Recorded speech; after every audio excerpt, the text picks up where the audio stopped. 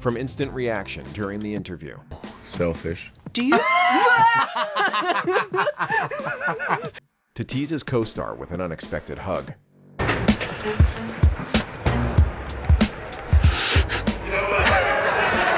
Marvel actors have so many funny moments that will make you laugh harder. It's okay.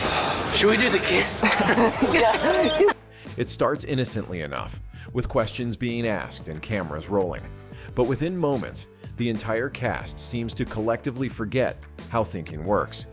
If you don't want to miss the ones that will actually make you laugh out loud, hit subscribe now. Next up, we have a moment when Chris Evans and Robert Downey Jr. are asked to describe each other in one word. Captain America? One word for you to describe Iron Man and Iron Man to describe one word for Captain America. Charismatic. It instantly turns into a friendly ego battle disguised as an interview question. Chris plays it safe with a polished, heroic answer. My mic up, thank you. Rad ass. Here's all I want to say. While RDJ fires back with something sharp and effortlessly sarcastic and describes him as red ass. I want to say, when my son Exton started wearing entirely Captain America PJs and hats and everything, I felt a natural resentment building up. But being a consummate professional, I didn't bring it into the workplace. And let me tell you, there's a reason for this resentment, as Iron Man's son wants to be like Captain America. Who's the worst secret keeper? We all know that. We all know the worst keeper is Mark Ruffalo. Ruffalo's the worst, that's no question. Mark is bad. Oh yeah. Sorry, I forgot about Mark. Love. Just as the situation begins to stabilize, the conversation shifts to the ongoing Mark Ruffalo secrecy saga, which no longer feels like a joke. Blatantly. Wait. He needs his mouth taped. But it's such a sweet way. It looks like I'm giving away secrets, but it isn't really. Are you going to bring your phone into the theater this time? Yeah, didn't you live stream? That wasn't my fault. That was. The idea that his mouth should be taped is delivered with such exaggerated seriousness that it almost sounds like a real solution. And there's a whole story behind it. I was back there doing my Facebook living, and I thought I hit the off button, but I didn't realize it had two different off buttons. And he was live broadcasting the movie. And I'm sitting there watching it, and I'm like 5 minutes in, and my phone is blowing up. I'm just like, bzz, bzz, bzz. And everyone and their mother was texting me from all over the world. In this moment, Benedict Cumberbatch slips into full Doctor Strange energy and starts gently roasting Tom Holland for being so young. Together. Exhausting. It was tiring, man. You know, Benedict's a real diva, and... She says. Oh, Tom leaves his hair doing again. Does he? For the first time, there's going to be a separate little red carpet for him. He's going to go off to another cinema and watch Toy Story 3. He's going, man, the animation's great. I don't know, they cut me out of the film, but Tom tries to keep up, but it only gets worse when the joke escalates into him having his own separate red carpet. Not for premieres, but for supervised movie-watching sessions like Toy Story 3. Tom has his own base camp. He has like an entourage. It's a lot. Downey Jr. Wow. What? That's RDJ? Shut up. Since when? I was like, me? And then, of course, Robert Downey Jr. enters.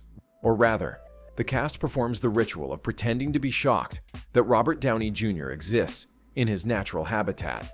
Are you joking? Is that? That looks like Evans. That is Evans, isn't it? Renner.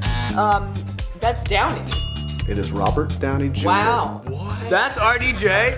Shut up. Since The wait, that's RDJ. The reaction is delivered with such commitment, you'd think he arrived disguised as a chair. Oh, that's me, right? Just when I wake up. Is that me? Everyone plays along with the surprise like it's an improv exercise titled, How Convincing Can We Be? While obviously not being convincing at all. Chris spends more time in the hair and makeup chair than all of us. Can we get what? What are you doing in there? Getting like a full facelift? How do you? Why does it take you We so got it down long? to 20 minutes. That is not true. Next up, we have Scarlett Johansson casually points out that Chris Hemsworth is basically running a full beauty routine, while the rest of the cast is already halfway through filming. I'm waiting on the set like everybody else. Like, where the hell is Chris Hemsworth? And we know it's a Chris tries to defend it, But somehow, every explanation makes it sound even more suspicious. I don't think you've ever been on time, Scott. So not Do you need a watch for Christmas or your birthday? Well, whatever. Anyway, now Whatever. we don't like each other. And let me tell you, he's not denying it anymore, just negotiating, and ended up being enemies of each other. Captain America is my favorite superhero. Wow, Wonder say Woman. it again. Good way to start. Good way to start an I'm so interview. sorry. Let me just say. However, There is Thor's no my least however. favorite. There's no. In this moment, the interview starts smoothly until the interviewer proudly declares that Captain America is their favorite. Hilarious. And the sexiest. And just when things settle, Thor gets called boring by Thor. Is he the sexiest god you've ever met? I mean, but it's only because I said I didn't want it. They were like, Chris, we want you to be the sexiest man alive. And I was like, guys. Well, thank you for turning it down. Followed immediately by awkward attempts to downplay being labeled the sexiest man alive, as if that's just an inconvenient side note rather than a global headline. What's the hardest part about playing the Hulk? It definitely have to be the workouts where I have to put on about 1,200 pounds of muscle. Can't they just do that with CGI? Then Mark Ruffalo casually raises the stakes by claiming Hulk-level transformation requires about 1,200 pounds of muscle. Of course it does, because when CGI exists, the most reasonable response is to ignore it entirely and imply you've been quietly evolving into a forklift. CGI? I'm an actor. I'm trained. Somewhere between joking and not joking, the line between actor and superhero just disappears. You need to watch this movie. You ever seen Spider-Man Homecoming? Then Tom Holland becomes the main target. Every day with all of the Avengers in one film. It was good until Tom Holland showed up with his juice boxes and Diva and his assistant. Yeah, but he upgraded now. You saw. Anthony Mackie especially keeps going at him, mocking his juice boxes, his assistants, and treating him like a kid who somehow wandered onto a Marvel set. Ever since the new movie came out. Now he has two assistants. Really? Like one dude literally just has a backpack of juice boxes. You really need a Porsche to go to Crafties? I don't think so. I'm He not has a saying, Porsche like- golf cart. Is We're gonna have to bring this up with the him. kid's a bit much. You know, it's too much. I'm like Billy Elliot. Calm down, all right? Elliot You were Billy Elliot. He was. Put your tutu on and calm down, all right? Yeah, he's very agile, isn't he? Wow. All right. It turns into a running joke that he's high maintenance and slightly out of control. And who would win? And he said he would destroy Iron Man. He'd kick Iron Man's ass. I would destroy everybody except for Scarlet Witch. Look, can I just fix your tie while you're talking smack about me? There's also the Chris Evans contrast, where despite playing Captain America, he's described as nervous and unsure in real life, especially around big moments like premieres. Before the premiere, he's all nervous, and we're supposed to drive in the Audis. He's like, bro, I don't know, should you go first or I should go first? I was like, man up, dude, we gotta go to this premiere together. It completely flips the image people expect. Meanwhile, Tom Holland and Mark Ruffalo continue operating as the interview's built-in disruption system. One is constantly teased for spoilers, the other for ruining takes. And together, they ensure no moment stays intact for more than 5 seconds.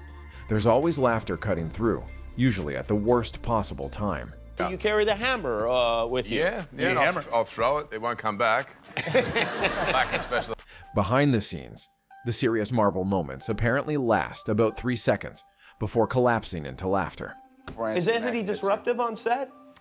There's a 10% drop in productivity when Mackey's on set. 10% seems reasonable. You know what I mean? Yeah.